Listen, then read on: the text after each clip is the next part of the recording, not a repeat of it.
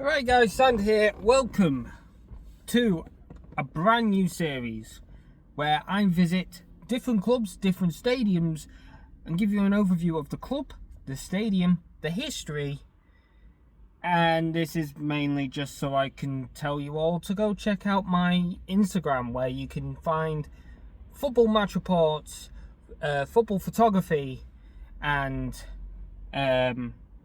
yeah, all the stuff I go to. But this series, I'll only be focusing on one club. So this episode will be going on Crewe. I ruined it, whatever. But I will not go into more about Crewe if I go to the stadium again. Anyway, for today,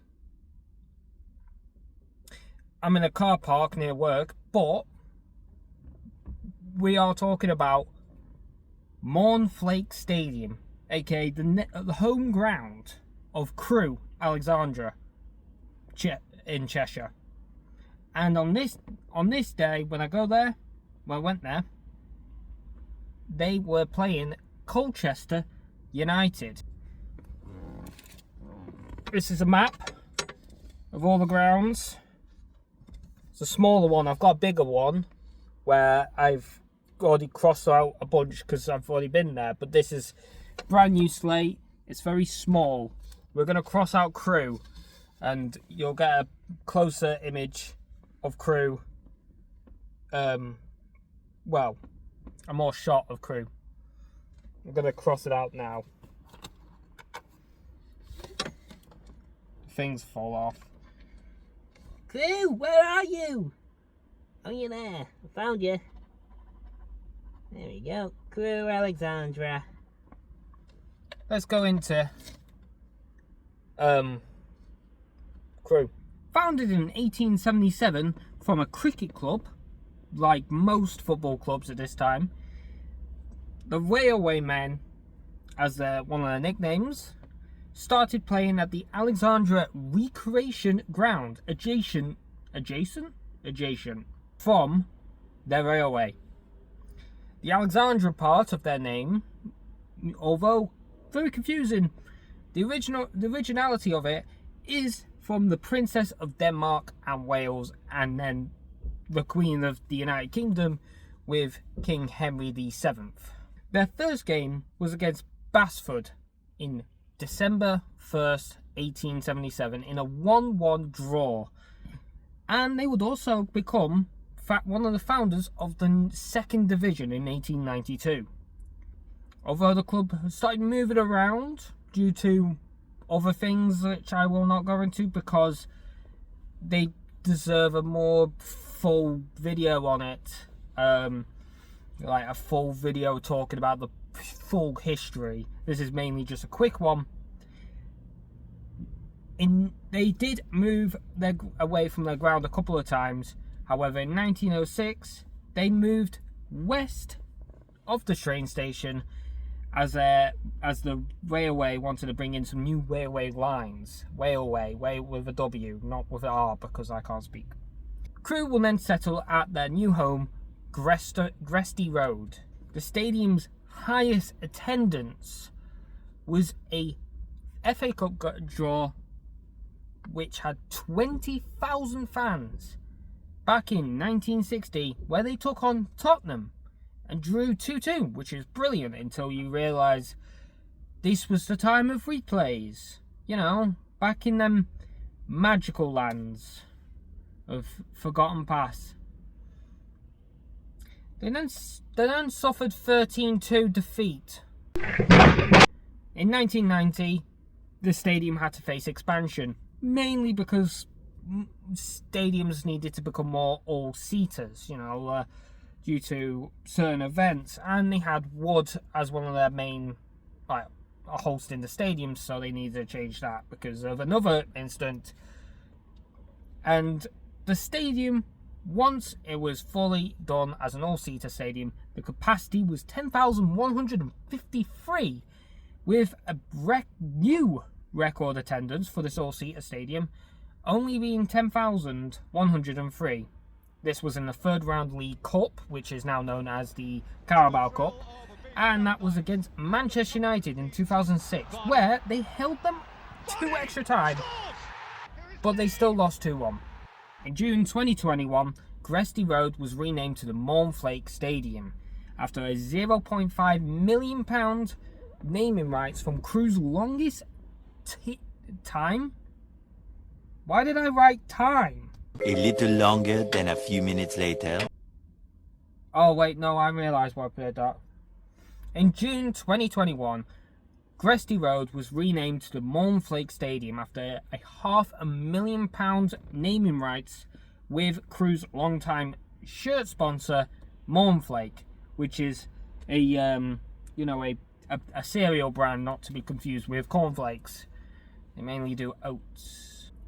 Shirt-wise, before we go into more about the league, whatever they've been in and stuff like that, the shirts are usually play in red, sometimes red and white, and their away varies from blue to white and sometimes changes from black into black and all the other stuff. We'll talk about recent home kits in a bit.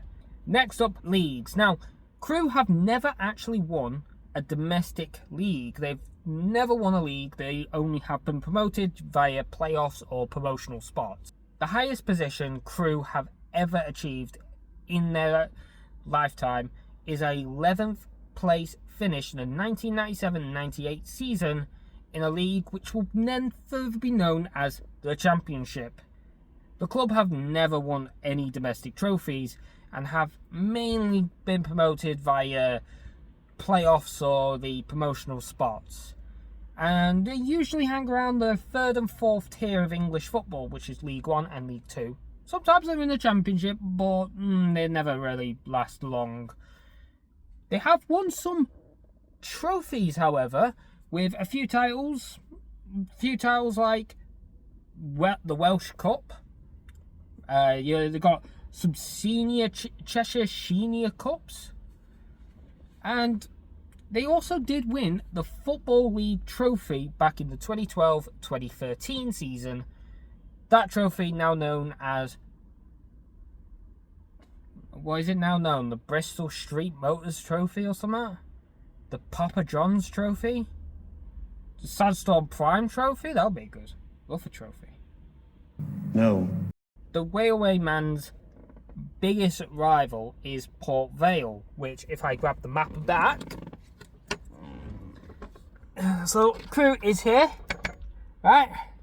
I know you can barely see it. Maybe I'll do another shot where you can actually see it a bit more clearly. It depends on my laziness. Anyway, Crewe's there, Port Vale's there apparently. Like very, very, yeah. So the derby is known as the A500 derby, and Port Vale are one of their biggest rivals, because with arrests being made sometimes and some other incidences that happen during these games. Their other rivals, however, a bit smaller, include the sides of Wrexham, Salford, Shrewsbury, Stoke, Chester, Macclesfield, Stockport and Tranmere Rovers. Alright, let's get into this season right now, okay? Crewe currently play in League Two and managed under Lee Bell. Their home kit season is this. Their away kit is this. And their third kit is this. After 29 games, so this video is being recorded on the 2nd of February. Tomorrow, the 3rd of February, they do play Barnet away. So if this video goes up after that, then I'm silly and possibly incorrect. But we're talking about the 29 games they've played so far. They are currently with 43 points, with 12 wins, 7 draws and 10 defeats. They currently sit 10th, and their top goal scorer is Emery Tazgal with 8 goals, and with the most assists is Tommy O'Reilly, who have 8 assists as well as 5 goals. So that guy's top of assists and goals. Good for him, I guess. So, update video because, well, it's Wednesday, my dudes. And Crewe did play against Barnet yesterday in a 1-1 draw. They're 10th, still, as I said in the video, but as we can see here on this chart of all these leagues that I got from a Match a Day magazine, there's still Crewe are still there. Hold on. Why not just switch it? Isn't that better? Anyway. Crewe still in 10th. Colchester, who were just behind them, have now fallen more. Barnet are in 11th. Crewe have played 30 games though, so while the rest haven't. Like Colchester, I think, played 28 or something. I don't know. But so this is changeable. This is the updated league with this. Anyway, back to the main video. I want to just show and update this. Last but not least, let's talk about my experience when I went to the Mournflake Stadium. Well, getting to the ground is actually not that difficult. If you're getting there by public transport, the train is literally just like a 5-minute walk from the stadium. It's not that far. As for why their nickname is the Railway Man, they are men. They're the Railway Men. It's not one singular one. Whatever. So, you know, getting the train is easy. Bus, I don't know. I didn't look into that because I drive. You see, I'm in car. The Jazz. Driving there is actually not too difficult. There is many parking spaces all over that's near the ground, and it's maybe like a 10-minute walk. This parking space I got pretty cheap. I think it was like £3.10 for 12 hours, which is not necessarily what I need. I could have gotten a 6-hour one and it would be £2.70, but whatever. There are other parking spaces which are as cheap or a little bit more expensive or cheaper, but you know, they range around that price margin. Getting a ticket for the game was only 26 quid, which is not that bad. Pretty standard for League Two, League One tickets. And although they don't do a match day program, which I don't like when clubs don't do a match day program, they do this. Not that. Ta-da! This is a monthly program. It goes over everything from every game they will be facing within the month. So what we got in here. There'll be a more cleaner shot probably. But they've got stuff about the teams they're playing. So they have Colchester here. They've got some other stuff like the Journey, Dogcat, whatever. Their next home game against Gillingham, which is there. They got a nice picture here, which is pretty good, I guess. They got all the stuff for all their home games that they will be facing in this season. Like Fleetwood's there as well. They've also got stuff talking about the women's game. You know, the women's team, as well as some other promotional stuff. Memory Lane, which is always interesting to read about them players. An A to Z with Phil Kruker. Souvenir, which trophy would you love the most? The World Cup. I've already got one. So, El Bozo, I guess. These, although they're not like the normal matchday programs where you can get one that's more focused to the league, to the game that you're about to watch. This is a brilliant compromise. A lot of clubs don't do this anymore because, well, the prices of programs, printing them, and then it's not worth it anymore because not many people buy programs. Maybe more hardcore fans, maybe mainly home teams, maybe some away people that are travelling away. They'll probably end up purchasing it. But they do find out that they lose a lot of money. They don't earn enough to keep going. So a lot of stadiums A lot of clubs have stopped that. However, if they did that, that would be great, because you'll get the hardcore fans will still buy it. Maybe the away fans will buy it. It is whatever.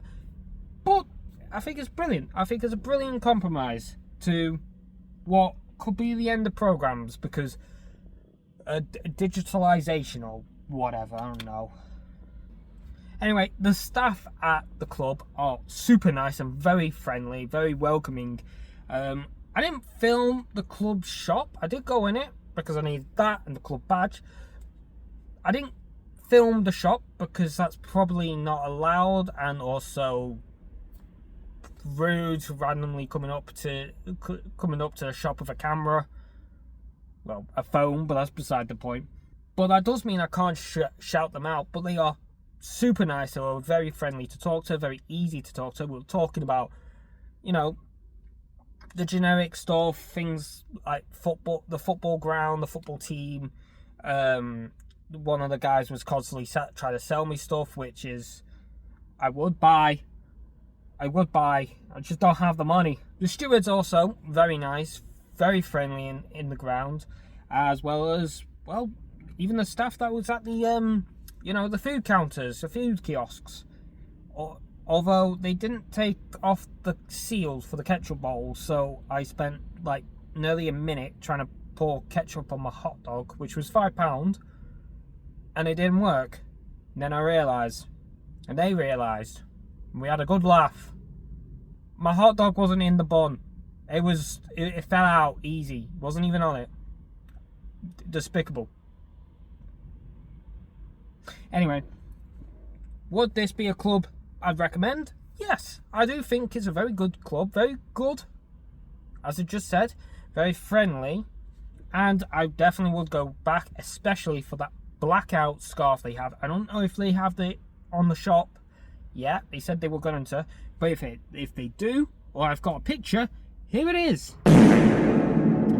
And if there isn't, then is a picture of whatever I found on the internet. Whatever comes to mind, it's there. Anyway, if you enjoyed this, please leave a like and subscribe for more. I do plan to do this with other stadiums. I mean, I'm going Bolton Wanderers on Saturday probably, so we'll be getting one about Bolton. Which will be fun for that. Anyway, check out my match report, Crewe versus Colchester, which is in the link down below, as well as the other match reports and more photography that I've done that may not have shown in the video. If there's anything I've missed about the club or the stadium, please put in the comments, as well as other clubs or other stadiums you would like me to visit. Please keep it to the UK, mainly England and Wales. I don't have the money to travel abroad, and I'm not comfortable about driving to Scotland just yet. I do plan to, but I'm not that confident just yet. Check out my main channel, which I do more video games, gaming videos, skits, quiz shows, or tea videos. For what reasons it only drives me insane. And anyway, until next time, in a bizzle. I'm drawing on my laptop. I didn't want to do that. I wanted to go down. Scroll down.